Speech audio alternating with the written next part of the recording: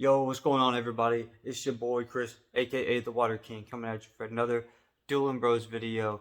And today we got the Spirit deck breakdown for our deck breakdown series of one by one, taking them in, knocking them down, all the single aura types. And I call this one Can't Touch This because you cannot declare an attack on a Spirit Beastie. So I figured, fun little pun, would do this deck name right. So anyway, I want to talk about what's going on this weekend, starting tomorrow, the Dallas Card Show. Come out and support your boys. I'm going to be out there. I'm going to be floating around, checking out what's going on, making the trade, getting my little hustling in, you know what I'm saying? But Steven's going to be at the Trading Card World booth, and he's going to be wheeling and dealing over there. Go ahead and say hi, say what's up. He's got all his extra holos that he's going to be selling for super duper cheap because, you know what, he wants the Dueling Bros fam to have all the holos, so all his extras. He already completed his master set. He's already built his decks. He's like, psh, psh, psh, everybody have it. I'm a man of the people. I'm gonna let everything go for cheap. So go and see your boy Steven at the Trading Card World booth and take all them holos off of him. And then I'll have mine also. I'll be walking around, and then on top of that, I'll have a Bigfoot that I'm gonna give to the first person who was like, hey, yo, aren't you the Water King? I'm gonna be like, yes, I am. I'm gonna be like, welcome to the Dueling Bros Nation. Woo! And we're going to take a picture. I'm going to post it. I'm going to give you a Bigfoot. And then we're going to have a great day. And you can duel me if you want to. All challengers always welcome. I'm going to have all my decks on me. All hands on deck with my decks. So, let's have some fun this weekend. And I hope you guys enjoy the deck breakdown. I'm really enjoying doing these for you guys. So, I'm enjoying all the good feedback. I hope everybody's having a great week. And let's go ahead and start having a good weekend too. No, no, no, no, no, no, no, no, can't touch this. Alright, let's do it.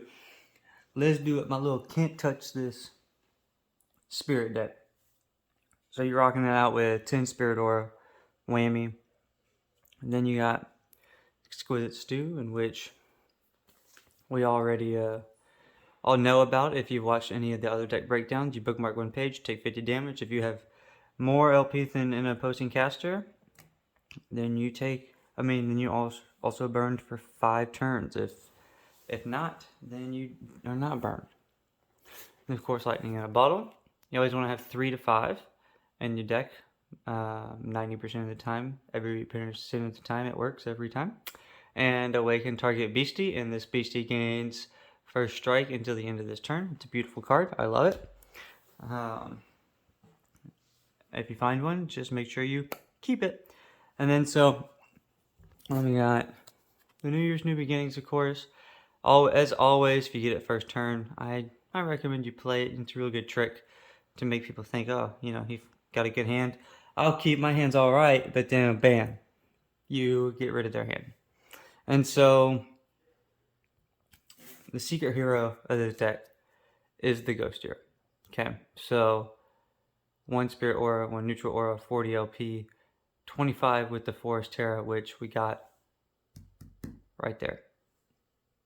And so it already has 20 attack. And when Ghost Hero targets a caster with an attack, no defenders may be declared by the chosen caster. So you can just attack the caster directly over and over and over and over and over again. Now granted, Spirit, right? So it can't be touched by attacks. But effects, like powers and effects and spells, will still affect spirits. But you do have that layer of protection from against a direct attack. So, or a declared attack upon the beastie, should I say. So you want to pair that with Tribal Warcry. And that is the whole theme of this deck, right? Or it's one of the themes of this deck. So this is your surefire way to kind of chip away at some damage. And it may seemingly think, okay, that's not going to be a lot. Well, for even if you just have Forest out and you have Ghost Deer, 45 damage, that's it's just maybe 23 turns, I think, and you've won the game if you start out with Ghost Deer and they don't do anything. So that's very powerful, and not to mention if you get more Ghost Deer out. And then if you have Tribal Warcry out, you got 1, 2, 3, 4, 5, 6 beastie spirits. So you will get plus 10 LP and plus 10 damage for every other beastie of the same tribe in the arena. So equipped beastie is considered to have this tribal boost. So we only have 4 because you don't want to overload your deck with something just because it's a good spell to go in it.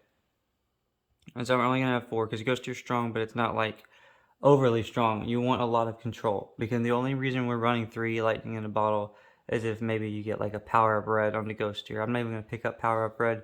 You guys already know you get plus 100 LP and you gain plus 100 damage for 3 neutral aura. So no matter what you do, you can't force a deck to speed up.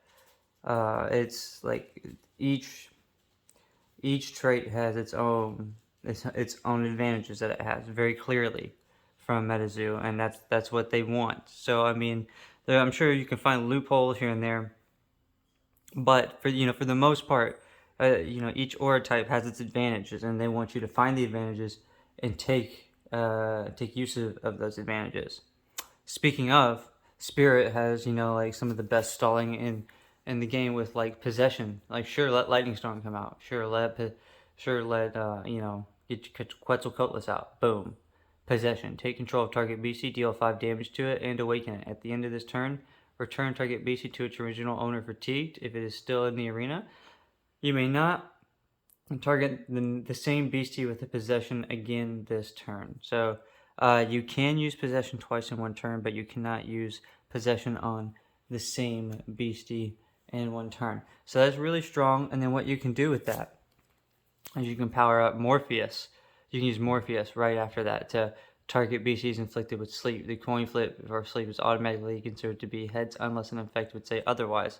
So you can take possession of the beastie, use it against them, and then sleep it so that you don't have to worry about it fucking with you next turn. Or you can just sleep it and then you're safe if you don't have a possession or if you just don't have the aura out. Either way, it's great options. 2 very good controls. And it's I really like those 2 spells in particular.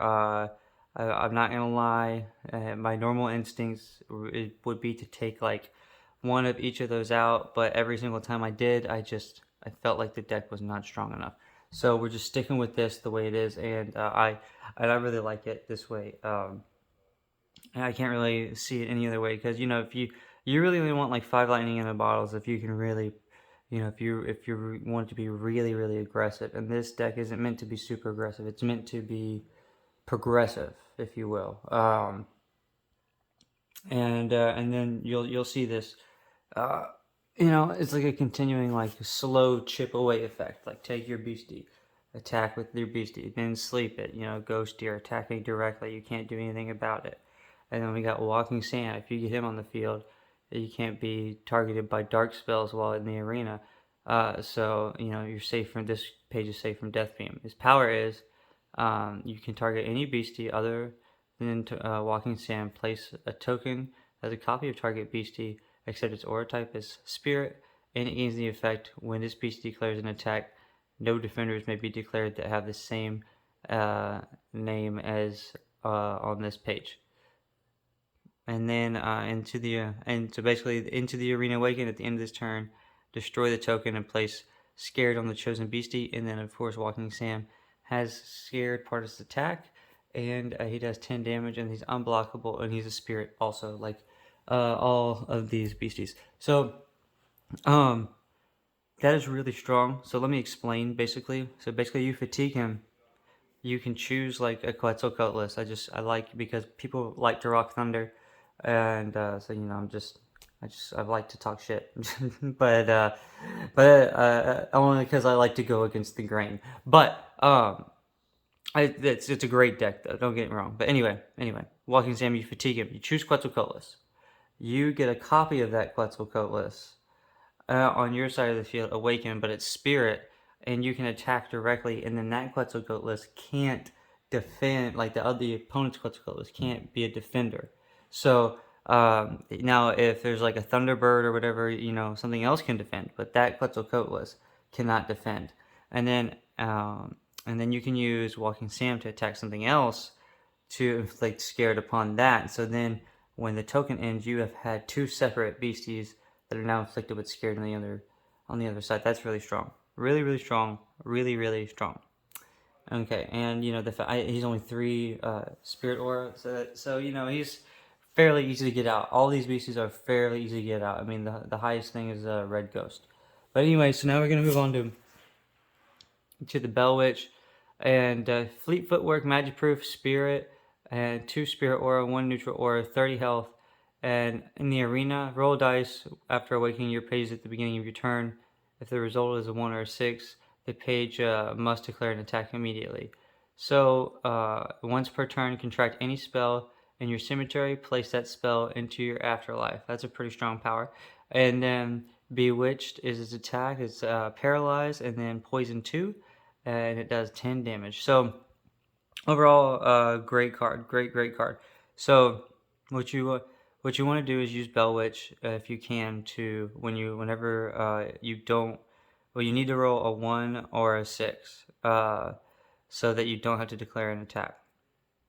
So basically, whenever you don't roll a 1 or a 6, you can fatigue this page, and you can choose like a possession or a Morpheus to play from the grave. It is super duper strong, and then you place it in the afterlife, but that's okay because you just don't think about it that way. Oh no, it's gone. Think about it as you get to play each spell twice, because you're never going to do that. Okay, I'm gonna let you know a secret. You're just not going to. So don't worry about that. When people are worried about, oh well, you know, I'm not gonna have enough copies of that card, or you know, but no, that's fine. I promise, it's fine. The chances that you're gonna run through your whole deck, if both players have good, well-built decks, is very slim to none, unless there's just like a stalemate mirror match. So anyway, that's the main goal of Bell Witch, and then of course, you know, the poison and the paralyze. So you know you can get rid of anything that might be like defending, like a frogman. You can paralyze it and then poison them to help do some damage, or you know paralyze a Gumbaroo to 10. So you can do combat damage to Gumbaroo and destroy him. And then we got Red Ghost. So you have Fear, so you can get like a frogman back into the hand. He has 3 spirit aura, 2 neutral aura, 80 LP. You may contract this page from your afterlife if you destroy 3 spirit pages you own in the arena. So this is very clear, from the afterlife. So you cannot do that if it's not in the afterlife. If it's in the limbo or cemetery, you are wrong, Jack. But when you contract, place target spirit beastie in your afterlife into play awakened. So you know so basically I just have this because it's like a spirit card that's strong, because that effect goes with other cards that like aren't in this deck spirit, and then other cards that are not even spirit. For all you people who think dual types are dumb, that's just false. But anyway, and then you can fatigue this page, send this page and target beastie into their afterlife. So last resort, you can send this page to the afterlife to get rid of a frogman, and of course his attack is nighttime raid, 50 damage and scared. And then last but not least, we got the Hope Diamond. Equip this page to target beastie. At the beginning of this page's owner's turn, flip a coin. If heads, equip beastie is placed in the afterlife, and this page enters anywhere in the arena fatigued. And it's an artifact, and then it has the new range symbol. I forget what that new trait is called off the top of my head. And then it has the converter trait, and then it has 100 LP for 2 spirit aura, 1 neutral. Super strong, and it's pretty self-explanatory. You flip the coin. If it's heads, you know, if the beastie goes into the afterlife. If it doesn't, then what you call it? You don't. It just stays equipped to that beastie. So you know you do have a card to pair with the Red Ghost. So it's not like you don't have anything, but there's more than one way to pair the Red Ghost and Hope Diamond, and like beasties in the afterlife, and then bringing them back. But that's with Ghost Train, and you have to make a Ghost Train deck. We'll get into that on my deck, how to build a deck video. I'll get into like how you do that. But this is the Spirit deck. You got you got Exquisite Stew, Lightning in a Bottle. You got everything here that I'm always talking about, plus your Spirit in general. So I hope everybody enjoys this. It's a fun one. I don't know if it's necessarily the strongest, but it's super fun. And Shelby, from the last tournament, if you're watching this, I hope you get to use this and win. Peace.